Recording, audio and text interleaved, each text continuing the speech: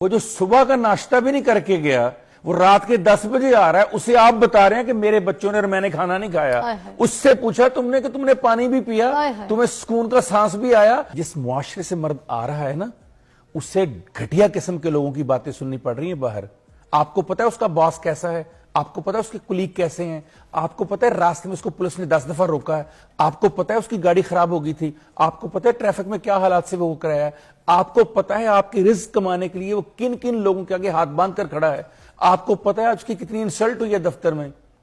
وہ گھر آیا ہے ایک مکمل گھر دیکھنے کے لیے، وہ گھر آیا ہے سکون لینے کے لیے کہ جو باہر مجھے سکون نہیں ملا میرے گھر میں ملے گا۔ اور گھر میں آتے ہی بیگم صاحبہ اس بات پہ پریشان بیٹھی ہوئی ہیں، غصے میں بیٹھی ہوئی ہیں کہ میں نے کہا تھا 8 بجے آئیے گا، آپ 10 بجے آئے ہیں، یا بچوں نے کھانا نہیں کھایا، باہر سے کھانا کھلانا، یا میں نے کہا تھا کھانا لیتے آئیے گا، بھول کے کیوں آ گئے؟ آپ کو یاد نہیں ہم بھوکے بیٹھے ہوئے ہیں؟ وہ جو صبح کا ناشتہ بھی نہیں کر کے گیا، وہ رات کے 10 بجے آ رہا ہے، اسے آپ بتا رہے ہیں کہ میرے بچوں نے اور میں نے کھانا نہیں کھایا۔ اس سے پوچھا تم نے کہ تم نے پانی بھی پیا، تمہیں سکون کا سانس بھی آیا؟ اگر گھر میں مکمل عورت، مکمل پیکج دستیاب ہو جائے، جب میں مکمل عورت کہہ رہا ہوں تو میں کہہ رہا ہوں ایسی عورت جو ماں بھی بنے اس مرد کے لیے، ایسی عورت جو دوست بھی بنے، بیوی بھی بنے، غم گسار بھی بنے۔ اگر کسی کو نہیں سمجھ آ رہی تو بی بی خدیجہ سلام اللہ علیہا اور بی بی عائشہ سلام اللہ علیہا کی حیات طیبہ کو پڑھ لینا کہ مکمل عورت کسے کہتے ہیں۔ جب آ کے نبی نے کہا کہ مجھ پہ آج جبرائیل نے یہ کہا، تو جو بیان چند لائنوں میں بی بی خدیجہ نے کہا آپ کے لیے، جو ہمت افزائی فرمائی، وہ ایک مکمل عورت کی نشانی بیان کرتا ہے۔ اور جب عائشہ سے کہتے ہیں عائشہ آؤ بھاگ دیکھتے ہیں کون جیتا ہے، تم تیز بھاگتی ہو کہ میں، اور بی بی عائشہ بھاگتی ہیں اور آپ پیچھے رہ جاتے جتا کے عائشہ تم تو بہت تیز بھاگتی ہو۔ یہ ہوتی ہے دوستی، یہ ہوتی ہے ماں کی طرح خیال کرنا۔ مکمل عورت بہت بڑے عہدے پر پہنچے، بہت بڑے عہدے پر۔ ایک دن ان کا باپ ان سے ملنے کے لیے آیا ان کے دفتر میں، تو ان کے والد نے کہا کہ بیٹا دنیا میں سب سے طاقتور کون ہے؟ جب یہ بات کر رہا تھا نا تو وہ اپنے بیٹے کے پیچھے اس کی کرسی کے اوپر کھڑا تھا اور اس کا ہاتھ بیٹے کے کندھے پر تھا۔ تو اس کے بیٹے نے کہا اب دنیا کا سب سے طاقتور شخص میں ہوں۔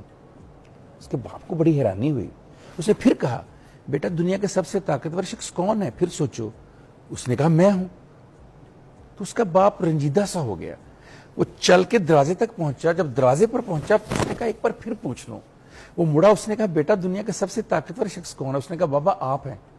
وہ حیران ہو گیا، اس نے کہا ابھی تو 2 دفعہ یہ کہہ رہا تھا کہ میں ہوں، اب یہ کہہ رہا ہے کہ تم ہو میرے باپ۔ اس نے کہا بیٹا یہ کیا فرق ہے؟ سنیے اس کا جواب ہمارے افیسر کا۔ اس نے کہا بابا جب آپ نے میرے کندھے پر ہاتھ رکھا تو میں دنیا کا سب سے طاقتور انسان بن گیا، میرے باپ کا ہاتھ میرے کندھے پر ہے۔ جب آپ نے ہاتھ ہٹایا میں کمزور ہو گیا، بابا آپ طاقتور ہو گئے سب سے۔ یہ وہ ہاتھ ہوتا ہے دست شفقت باپ کا کہ جس گھر میں اوپر ہو، جس عورت کے اوپر ہو، جو اس کی بیوی ہوتی ہے، جو اس کی بہن ہوتی ہے، جو اس کی بیٹی اور بیٹا ہوتا ہے، جب تک وہ ہاتھ رہتا ہے آپ کے اوپر آپ دنیا کے سب سے طاقتور شخص ہوتے ہیں۔ کیا دنیا کا جو پہلا انسان بنایا گیا کیا وہ باپ نہیں تھا؟ حضرت آدم علیہ السلام، جو انسانیت کا آغاز ہوا، جو انسانوں کا آغاز ہوا۔ کبھی فضا آپ نے یا ہمارے دیکھنے والوں نے ایک بات سوچی کہ جو تخلیق ہے وہ تو عورت کرتی ہے لیکن رب پہلے مرد کو پیدا کر رہا ہے۔ اس کا مطلب سمجھیے گا، یہ سمجھ آ گیا تو باپ اور والد کا مطلب سمجھ آ گیا۔ اس لیے پہلے مرد کو پیدا کیا، یہ بتانے کے لیے کہ اس عورت کی حفاظت کے لیے، تحفظ کے لیے مجھے ایک مرد چاہیے، تب میں عورت پیدا کروں گا۔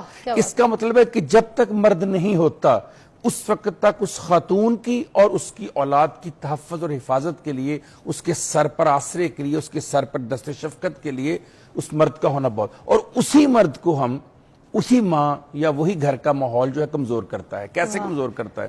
پہلے تو ماں کہتی رہتی ہے کہ آپ جائیں کما کے لائیں، آپ جائیں محنت کریں، میرے بچوں کو یہ چاہیے، مجھے کپڑے چاہیے، مجھے گھر چاہیے، مجھے زیور چاہیے، مجھے گاڑی چاہیے، مجھے آسائشیں چاہیے، میرے بچوں کو فیسیں چاہیے۔ وہ بیچارہ صبح جاتا ہے رات کو آتا ہے، ساری زندگی اسی محنت میں گزار دیتا ہے۔ جب 60 سال کی عمر میں ریٹائر ہوتا ہے یا وہ بزرگی کی طرف جاتا ہے تو پھر کہا جاتا ہے آپ نے اپنی اولاد کو ٹائم ہی نہیں دیا، تم نے کب پالا اولاد کو؟ اولاد کو تو میں پالتی رہی۔ وہ جو سارا دن دھکے کھاتا ہے، جس کے جوتے گھس جاتے ہیں، جس کے گھٹنوں میں درد شروع ہو جاتا ہے، جس بندے سے کھڑا نہیں ہوا جاتا۔